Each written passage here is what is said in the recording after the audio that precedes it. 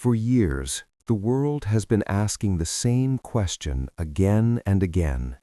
When will she come back? When is the next album? When will Rihanna return to music?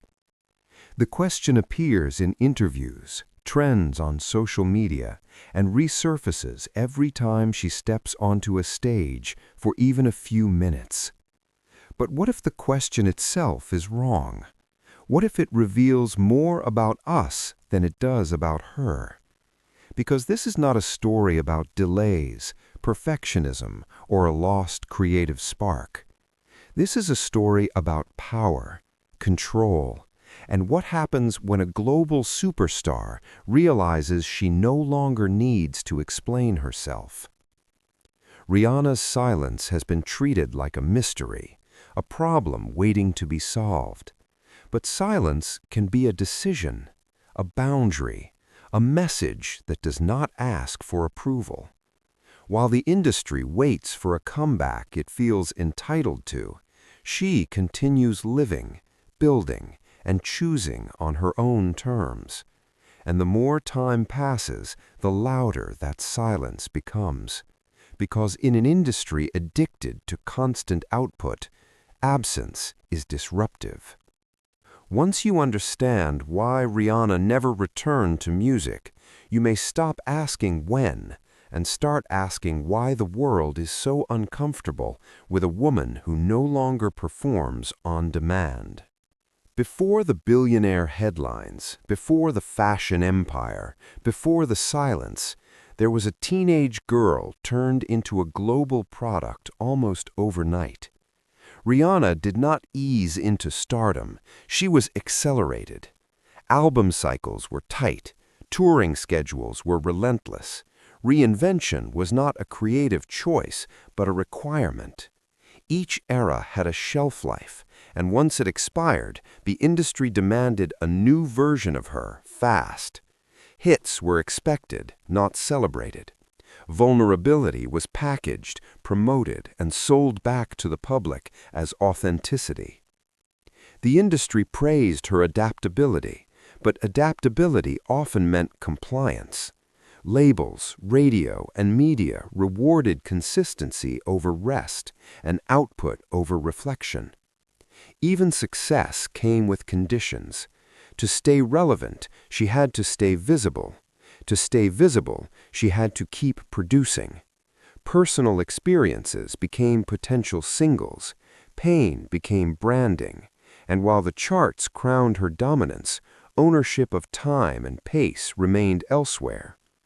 The system she was winning inside was designed to extract momentum, not protect longevity. What made Rihanna powerful as an artist also made her vulnerable as a person. The faster she moved, the harder it became to stop. And in an industry where pauses are treated as weakness, the idea of stepping back felt almost forbidden. Yet beneath the hits and accolades, a quiet realization was forming. That constant success does not equal control, and that the cost of staying at the center is often paid privately, long before the public notices anything missing. The shift did not happen with an announcement or a farewell tour. There was no dramatic goodbye, no emotional explanation. That is what made it dangerous. Rihanna simply slowed down, and in an industry built on urgency, slowing down is an act of defiance. While fans waited for singles and labels waited for timelines, she was quietly building leverage elsewhere. Fashion deals turned into ownership, endorsements turned into control, and for the first time, her income was no longer dependent on chart performance or radio approval. Fenty was not just a successful business, it was proof of independence. Proof that her relevance could exist without music releases. Proof that her image could generate value without constant exposure. This changed everything, because leverage is not about power you show, it is about options you do not have to explain. When Rihanna no longer needed music to remain dominant, music stopped having authority over her. The industry could no longer rush her, pressure her, or threaten irrelevance. The usual tools stopped working. Silence became strategic, not absence, but distance. Every year without an album weakened the industry's leverage and strengthened hers. And that imbalance created tension, because the system depends on artists believing they need it more than it needs them. Rihanna quietly proved the opposite. She did not reject music out of bitterness. She outgrew the structure that once defined her. And once that realization sets in, returning becomes a negotiation, not a necessity. The moment she understood that, the industry lost control. Not loudly, but permanently. For Rihanna, returning to music would not be a creative reset. It would be a structural downgrade. A comeback, in industry terms, is never neutral. It comes with conditions, timelines, expectations, marketing narratives already written before the music exists. She would not simply be releasing songs, she would be re-entering a system that measures worth through visibility, urgency, and comparison to a past self the public refuses to let evolve naturally. The moment she releases an album, the clock starts again.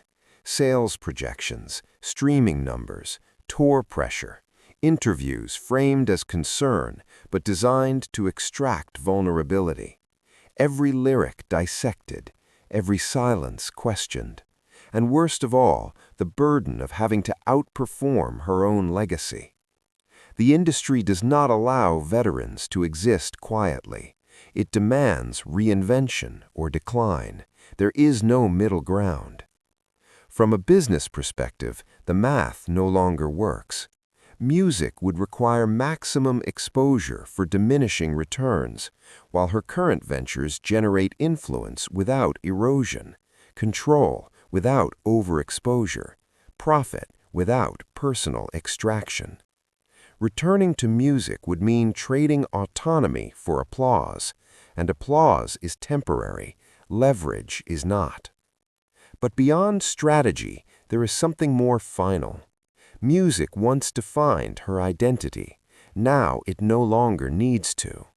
When a person builds a life where creation is optional rather than compulsory, the desire to return fades. Not because the passion died, but because the cost became unnecessary. Rihanna did not abandon music. She placed it where it belongs, as a choice, not an obligation. And in that context, not returning is not a loss, it is the logical conclusion. Her absence exposes something deeper, our discomfort when women stop performing on demand, when they choose stability over spectacle, when they refuse to narrate every chapter of their lives for public consumption. Rihanna did not disappear. She simply redirected her energy toward spaces where she was not constantly extracted from. And in doing so, she challenged the most unspoken rule of celebrity culture, that relevance must be proven repeatedly. Her silence feels unsettling because it removes our access, and that loss of access feels like a loss of control. So why did Rihanna never return to music? Because she did not need to. Because she already won a game that others are still trapped inside. Because freedom changed the value of applause. And because sometimes the most powerful statement a celebrity can make is choosing not to perform anymore. Not because they cannot, but because they finally do not have to. And maybe the real question is not when Rihanna will come back, but why we are so uncomfortable with the idea that she may never want to.